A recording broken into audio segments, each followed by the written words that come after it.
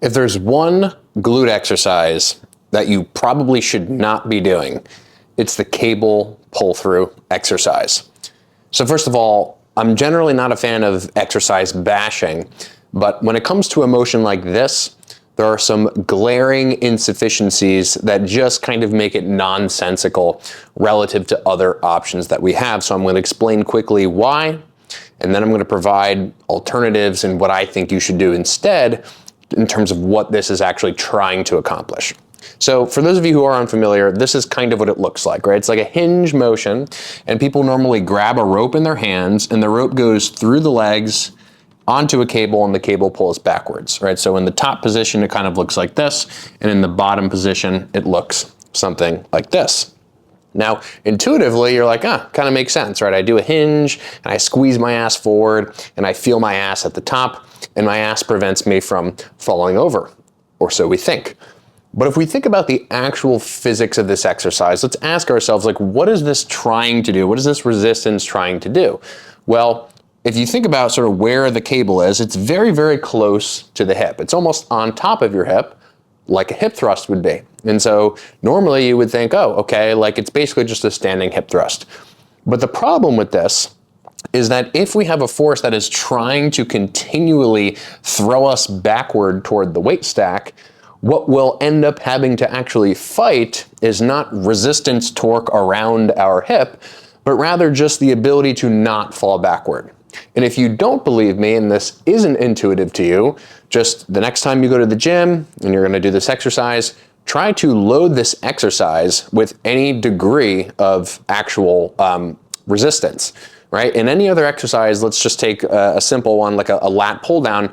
If there's a lot of load on a lat pull down, let's say like in the 4 to 6 rep range, you can still do the lat pull down. It's just like the reps happen more slowly and you can do fewer of them.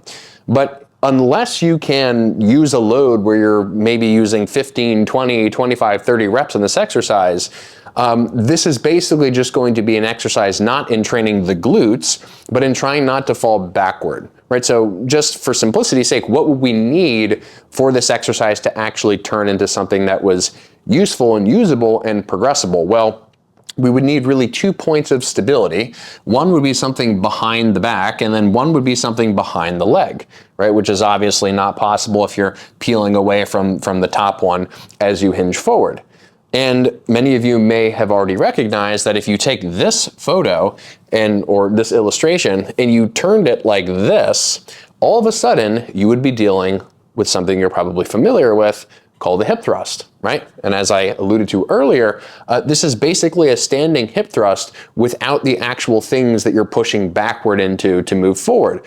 And this is just a very basic sort of principle in physics, which is just that for any time we push into something or something is pushing us or pulling us, we need to use other parts of our body to actually create resistance at the target joint. Think about it in reverse, right? If you had a load that was pulling your hands forward, you would need something in front of you to extend backward against, as in something like a hip extension exercise.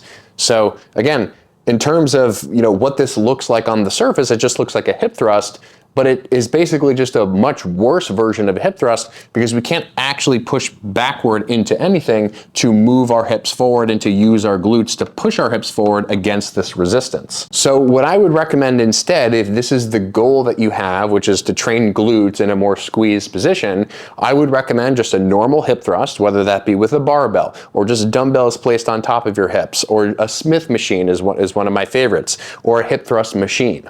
I would also maybe recommend something like a glute kickback machine. Again, if you want to do it toward that sort of squeeze position, there are so many other options. And if you don't have any of those machine options, it's perfectly fine to use this technique simply just with a different load direction. What this would look like is simply just something like a normal freaking RDL, where your load is pulling downward toward the floor in both of these positions, right? Where your arms would then be sort of in front of you to some degree, where the load would be pulling downward, right? And just to make this kind of more accurate, what you would want is a femur position kind of like that, where the load could be going boom, right downward there. So you're holding dumbbells, you're holding a trap bar, you're holding a barbell, a Smith machine, whatever. And basically here you've created a situation where the load is smushing this segment, this trunk segment downward toward the femur, right? So the trunk is being smushed this way and the femur is being smushed this way. And all these glutes really need to contribute to prying this sort of open, sort of like a car crank, right? And the reason you're actually able to use your glutes to move upward in this case is because you have this thing called the floor, which you can actually push downward into to move upward against the load.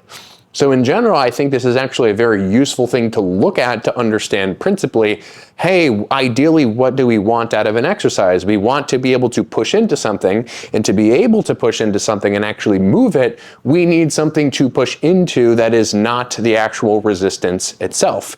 So again, in this context, if you have a load that's pulling you backward and you have nothing behind you, you're just going to be falling, right? Think of someone in front of you who's just trying to shove you backward. In order to resist that, you would either need to basically just fall forward, which is what most people end up doing in this instance, or you would need something behind you.